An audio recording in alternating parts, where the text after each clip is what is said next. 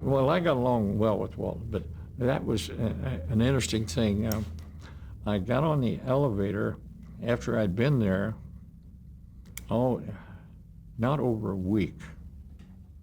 And I got on the elevator, and who steps in but Walt Disney? And I said, "Good morning, Mr. Disney." And he said, "Why don't you call me Walt? All the secretaries do." So that broke the ice right there, and I got along well with him all the years I was there. How interested in music was Walt? Well, he had an uncanny sense of what music was right for a sequence. I don't think he knew C from F. He wasn't a school musician at all, but he had this uncanny sense of knowing if it should have a symphonic sound. In fact, he liked classical music a lot, and he would know when it should be light and cute and all that. So if you just listen to what he said, you wouldn't ever go wrong. How often would Walt actually spot a show with you?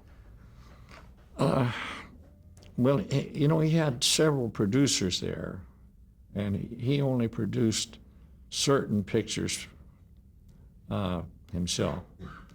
So I would only spot a picture maybe once or twice a year where Walt was sitting in the room. Yeah. So then, how would his reaction have come to you? I mean, if, for example, if you were doing a Wonderful World of Color episode, would you be sitting around a table maybe, and he would say, I think right here we need a little bit lighter touch, or?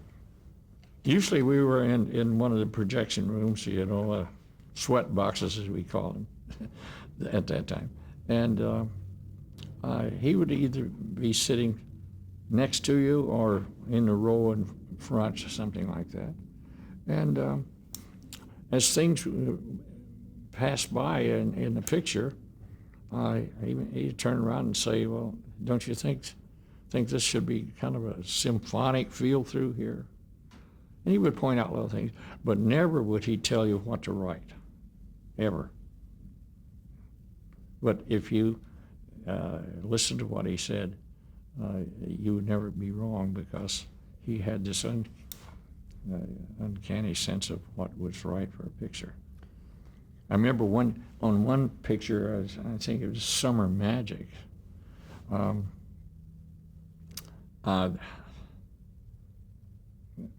was it? Card Walker, who was the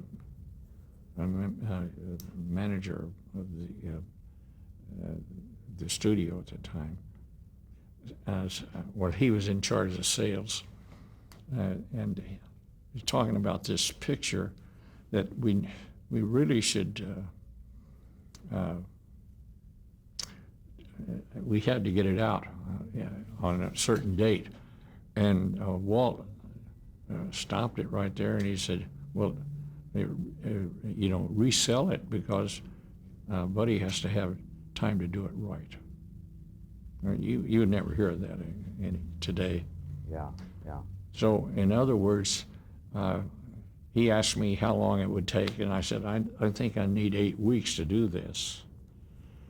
And that's when they said, "Well, we don't have 8 weeks." And Walt said, "Unsell it. He has to have time to do it right." That demonstrates, I think, a respect for composers that you don't often see in Hollywood. Well, yeah, that's true. I think what happened at Disney, there were 5 of us there doing... 5 composers on staff? 5 composers, yeah. Okay. There was George Bruns, Ollie Wallace, Paul Smith, Joe Dubin, and I was the 5th one. And I think Walt more or less felt that he had handpicked his 5 composers there. So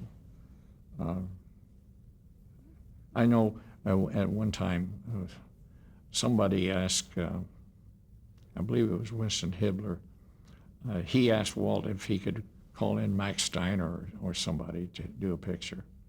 And Walt says, no, what's wrong with our own guys? So Yeah. he had that loyalty to us, which is great.